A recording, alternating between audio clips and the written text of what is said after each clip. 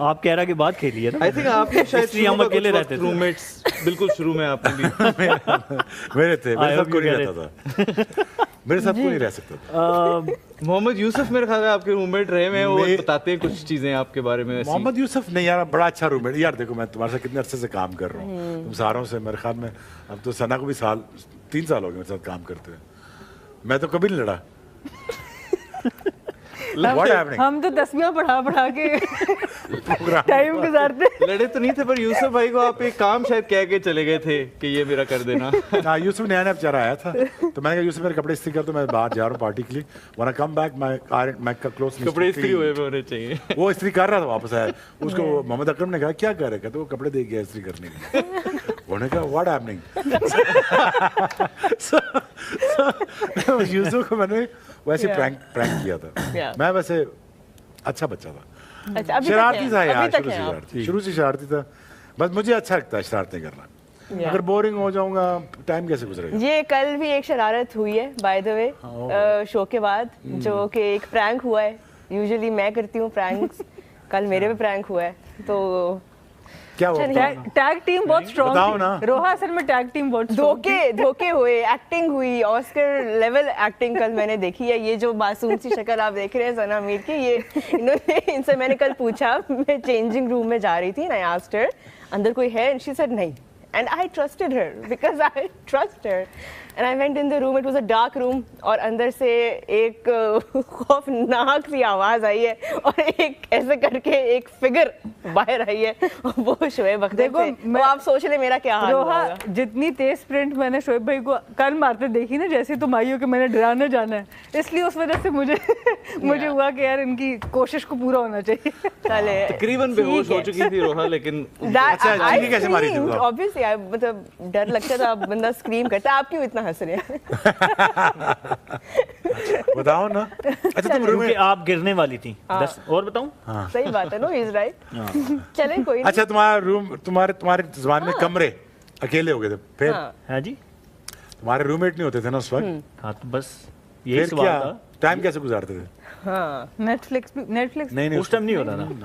हाँ लेकिन अगर उस टाइम पे अगर रोहा उस टाइम पे जायज कैश होता तो ये इस्त्री करने वाले को पैसे भिजवा सकते थे और वो आके इनके कपड़े ले जाते और वो इस्त्री कर देते। मोहम्मद यूसुफ को ना कहना पड़ता। बिग अपॉर्चुनिटी मिस्ड यूसुफ भाई, if you are watching you can आप क्लेम कर लें, आप क्लेम कर सकते हैं, आप क्लेम करें आप अपने जायज कैश पे। जी, how would you pass your time then afterwards? क्या करते थे? टीममेट्स इकट्ठे हो जाते थे 3-4 एक रूम में, जुगतें चलती थी, बस यही होता था बस हमारे टाइम। हाँ जी, सबसे ज्यादा मैंने कहा ना, हमने आपके एरा के बाद आप नहीं होते थे उनमें से, बोरिंग है। आप लोगों की स्टोरियां सुनने के बाद तो बोरिंग ही लगता है सीरियसली। अल्लाह की कसम यार, तुम ये बहुत डिफिकल्ट एरा में यार। आप लोग क्रिकेट के अलावा कुछ और खेलते थे वैसे?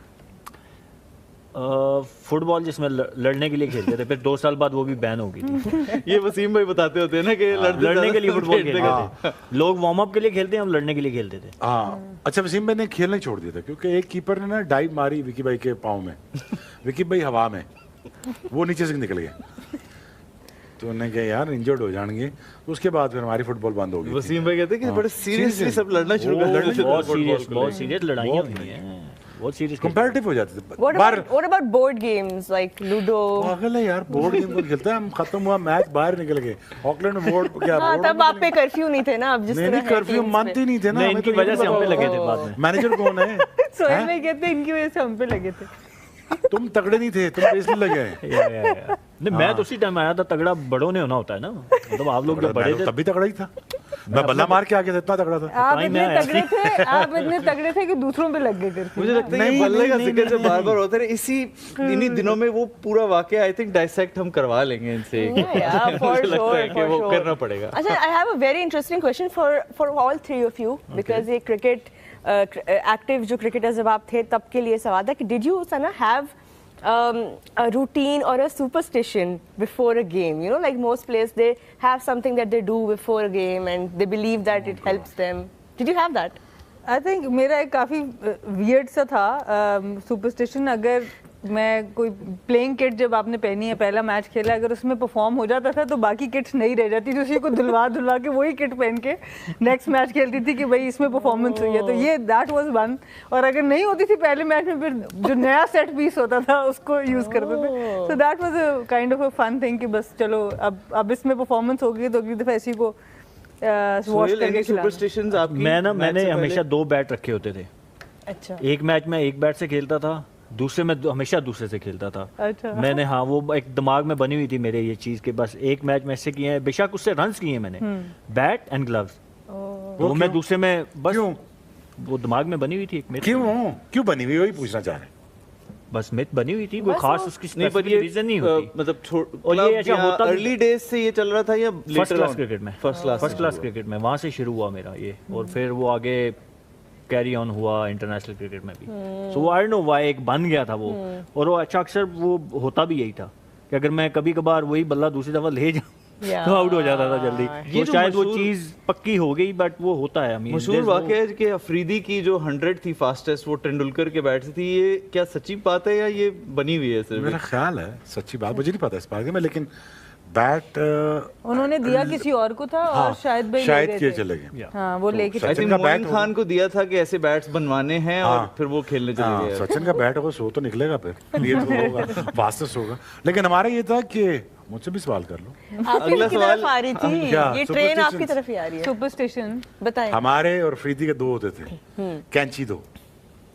मैं अपने वो नहीं होते बाजू आपके कटे होते थे। बाजू कटे होते थे और हमारे पजामे कटे होते नीचे से, So आप ताकि वो बेल full बॉटम नजर sleeve आए। लेते थे और उसे नहीं फुल स्लीव बनाते थे, वो नहीं रपटे पहन के, वो सख्त हो जाती थी बाजू, हाँ, बाजू नहीं खुलते थे बॉलिंग के लिए। मेरा भी एक सवाल है शोएब भाई से, आपका जो शू होता था वो भी एक स्पेशल तरीके से बनता था। अंगूठा बाहर आता था। वो तो सब फास्ट बॉलर्स का आता है, बट उसका कोई मेक भी कुछ स्पेशल तरीके से बनता था, उसके बारे में भी थोड़ा सा। वो था मेरे बहुत पुराने दोस्त थे, विकी भाई के जानने वाले थे काउंटीज डेज में, बैक इन लेट 90s की। इयन मेसन साहब थे, तो बहुत बूढ़े हो चुके थे। तो मैंने उनसे कहा कि मेरे पैर का प्रॉब्लम है, मुझे इस सरफेस के लिए इस तरह के बूट चाहिए। हर सरफेस के लिए जी लेता। जी जी इतने मुझे पैडिंग चाहिए, मुझे मेरा पाँव का जो कंप्यूटराइज साइज्ड होता था, जहाँ पे मेरा पाँव ज़्यादा वजन लेता है, वहाँ पे वो चिप डालते थे, फ्रेम डालते थे चिप के ज़रिए, वहाँ पे वो काउंटर बैलेंस के लिए वो चीज़ें लगाते थे। फिर अगर हार्ड सरफेस हो तो कम कुशन वाला शूज़ यूज़ करता था, लेकिन टेढ़ा ही हो, हील पे रहूँ, हील पे रहूँ ताकि मेरा काफ पुल ना हो, क्योंकि ऑस्ट्रेलिया में आप भी खेली हैं, सोहेल भी खेला, हमें चढ़ना पड़ता है ग्राउंड में, तो हैमस्ट्रिंग पुल होती हैं, कॉर्ड्स पुल होते हैं, और one you sprinting that long, फिर आपको डिफरेंट सरफेस के डिफरेंट यूज़ करने पड़ते हैं। जब मुझे प्रेशर पड़ना ऑब्वियसली पहले टो पे पड़ता है, तो टो बेंड होता था, टो बेंड होता क्योंकि निकल नहीं सकता आगे, तो बेंड होता तो यहाँ से फट जाता था सारा। फिर ये बेंड होना शुरू हो गया, तो ये फटना शुरू हो गया। अनफॉर्चुनेटली मेरी जो ये टो है, मेरे फर्स्ट टो से बड़ी है, तो उसको काट के 17 बना के काट दिया मैंने उसको, फिर मैंने तीसरी भी काट दी। फिर दूसरा जो मुझे स्टील बार लगाना पड़ता था, क्योंकि ड्रैग इतना ज़्यादा था कि बूट फटते थे, और उस वक्त 600 पाउंड के बनाते थे हम बूट पर पेयर। और कितने पेयर्स कैरी करते थे? I used to carry around 5 pairs. और कितने 3 महीने 4 महीने में रिप्लेस? ये कैंगरूज जो डेड एनिमल्स थे उनसे बनते थे, हंट करके नहीं मारते थे, ये मैं आपको क्लियर कर देता हूँ। जो एक्सेसिव पॉपुलेशन होती है जो कैंगरूज की, उसके लिए वो होता था। वो वहाँ से स्पेशल वाइट लेदर आता था, वो बनाते। वो करता क्या था लेदर, वो आपकी जो स्किन में जो फ्रिक्शन होती है आपके पाँव के साथ, वो नहीं लगती थी। ये बेसिकली काइंड ऑफ रेशमी kind of clothes type feeling आती है आपको।